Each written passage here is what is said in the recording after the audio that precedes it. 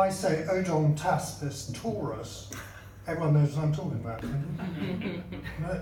No? Hands up if you don't know what I'm talking about. Ah, okay.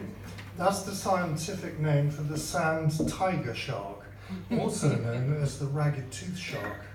Now this shark is particularly unpleasant because when the female is pregnant, it has about 50 pups inside it attached to yolk sacs.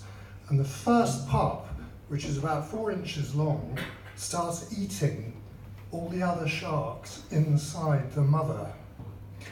And only one shark is born about this size.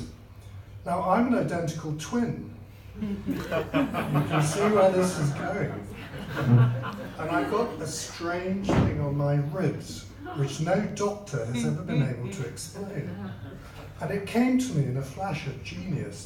It was my twin brother. And for all I know, we were probably octuplets, and there are only 2 of us surviving.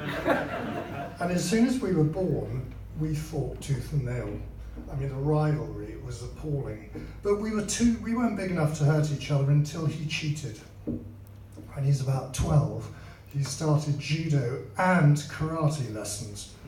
And for the next few years, he beat the crap out of me. And this wasn't fun. But eventually, I did something about it. I took up boxing. And then we were sort of fairly equal on the bloody nose scale. Time went by, but we carried on being very, very competitive. And he looked at me one day and he said, I bought something very interesting. And he produced this bow, which is about this size. It was green and fiberglass, and it could shoot an arrow 100 yards. I looked at it, I said, call that a bow. Next day I came back with a hunting bow. It was this size, and it could shoot an arrow about 400 yards. And to celebrate this purchase, we invented a game of chicken, in which we'd stand about 50 yards apart and fire arrows at each other. And whoever flinched lost. And one day an arrow went through my hair like this. And after a lengthy discussion, we decided to shelve that game for the time being. Anyway, when we were about 16, we were on holiday in France.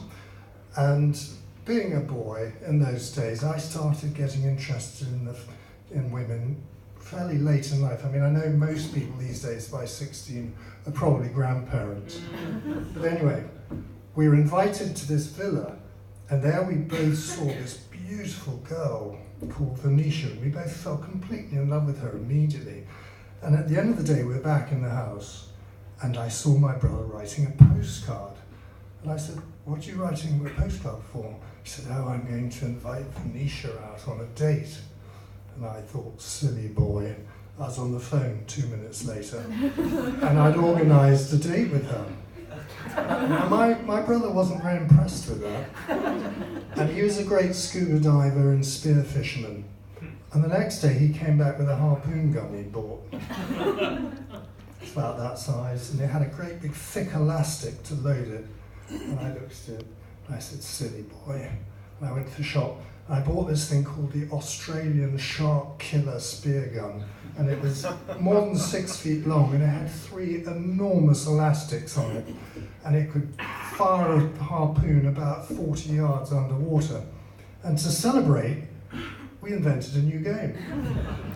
In this version of it, you lay on the bed, and you pointed the spear gun at each other, pulled the trigger, and because there was a little delay, you just about had time to get your head out of the way.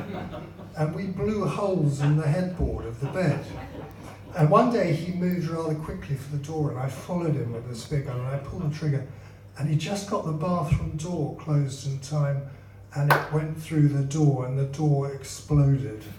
And we both looked at each other, and we thought, you know, this rivalry thing could be getting a little bit out of hand. And he said to me, as soon as I'm old enough to, I'm going to live a long way away from you. You know, I don't trust you, and you know, this is not going very well. So anyway, now he lives 200 miles away in Cornwall. We don't actually talk to each other very often, but I've been thinking about our relationship and our rivalry for all these years, and I've decided to do something about it. Now, if anyone has any money left after they bought Dave's book, go to ufundme.com/Ben cruise missile. And I think that will sort out my relationship with my brother. Thank you.